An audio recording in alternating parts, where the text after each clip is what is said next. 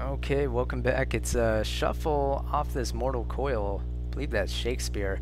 And this map is pretty cool. It's really dark, and it's got these, I guess they're kind of like, they're not forts, but they're walls with flags on them. And then the other thing that I like about it is there's some ambient wildlife. Let's see if I can find where one happens to be. There we go. Some ambient wildlife just hopping around. I don't even know what that thing is. It's like a hopping little frog thing. Never seen anything like that. They're so cool though. It's a really interesting map with an interesting unit mix. It tends to be a little bit darker unit mix, but there's no giants on this map. So that's one of the things that makes it interesting strategically. With giants, I think with Tro and other giant units, that limits a little bit the strategic options for a team, since they're so overpowered. So I think it's a map like this will make more use of strategic. I don't know. It'll be more strategic overall. And I just want to say that on this map, I actually played in this match, and I did really well. I think I'm just gonna come out and say that I think I did really well in this game and in the game after this. And as far as the other games, I don't think I did too well. But we'll see why. We'll see why I say that later. But it is. Oh yeah, I didn't even say what it is. It is Osmodian's miniature tournament, and it's game 2 between Team Giant Killer General and Team Osmodian. Adrenaline will be captaining for Osmodian. Father Xmas is in the game. Pablo. Both these players missed game 1, but they're here in game 2. Funky, Mercredon, Ramirez. WOC is actually Chicken Wire, and Chicken Wire was on. I believe he was on Grimm's My Team, if I'm not mistaken. At least I seem to recall him being on that team. I might be wrong, but he is kind of associated with the Northern Paladins, and that whole group. He's actually a really good player. Osmodian, and Sin is here in game number 2 also. I believe he was absent last game also. But anyway, so they're going to have a full squad. 1, 2, 3, 4, 5, 6, 7, 8, and 9. Well, a little bit over a full squad. So one of their players probably going to sit. Giant Killer General, or maybe 2 of their players. Giant Killer General's team picked up Falcon, and actually Zach had to go. So Zach is no longer in the game. So Falcon is here, and I think Browning probably going to substitute for Zach. Eastwind is still substituting for Genghis Khan, Gecko, Kruniak, and LN. So 7 on 8, 7 on 7. Yeah, Father Xmas and Funky are going to be sitting this game. So I wonder what kind of strategies are going to be employed. Doesn't look like there's too many archers. And I don't even think that Giant Killer General invested in archers at all. He got a lot of warlocks though. 4 warlocks. Which I think is the maximum number of warlocks, if I'm not mistaken. Maybe it's only 3 warlocks for that Adrenaline decided to take. 1, 2, 3. Yeah, I only see 3.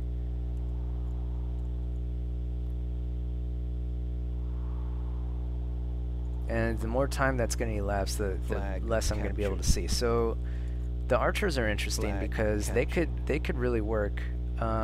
They could work for you. They could work against you. It really depends on the dynamics. But I really feel that their effectiveness is dampened somewhat by the presence of fetch. And the reason why I say that are, well, it's because fetch, as we know, can block projectiles from coming through. They just zap them out of the air. Captured. Flag captured. So this north flag is going to be taken. It is a flag rally, so whichever team tags all of the flags first will win. And I can't even really see Giant Killer General on this map. He's just so... his color is black. It doesn't really show up very well. Okay, so he's going to run in here and attempt to do some damage. Flag I don't know if he's going to do anything, though. 96. He's just lost a lot of units. Actually, nice shot there. He blocks Pablo's shot, and that Warlock is taken out. So I don't know if he intended to do that the entire time, but manages to actually get some damage, deal some damage here in that rush. So it's about even at 90% or so. And South is going to, they're actually going to be facing off, squaring off against each other. Basically, it's Murkridon and Chicken Wire and Browning, Kruniak, and LN and Falcon. Gosh, there's such a huge southern force. And meanwhile, this is the flag that Team Osmodian's going to defend against. Of course, because you know, it's going to be really difficult to take this flag with the choke points, these small corridors. But I think they have enough where they can just steamroll in. You know, Pablo not able to prevent this from happening. I think he'll arrive just after the flag is taken. No. Oh, actually no. He probably could have contested that flag. Oh wow. So that's actually kind of a blunder, because while this force, while Eastwind is eating up everybody on the flag, his melee could have gone in there and kept it contested, and maybe could have even taken out that entire force. But that's not going to happen at this point. Meanwhile, Murkridon, and see, this is the thing. Murkridon and Chicken Wire are vastly outnumbered here. And this is me. I managed to slip through and get this awesome lock shot. Oh yeah. Take that, Chicken Wire. And he's going to attempt to run me down. I think that really opened up the South. Even though we vastly outnumbered them, that really made it a lot easier for us to run in here and get these flags. So going to survive for now in the South. Murkridon, he's going to do his best to stave off the inevitable, but he is just going to get pummeled by all of these Warlocks.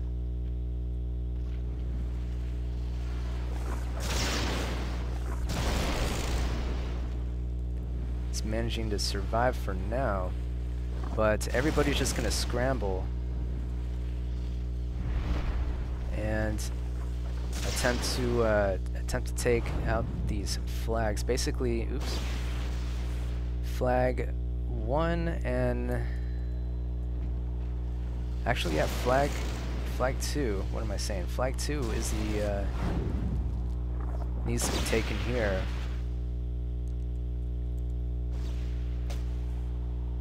And is that it? That might be it.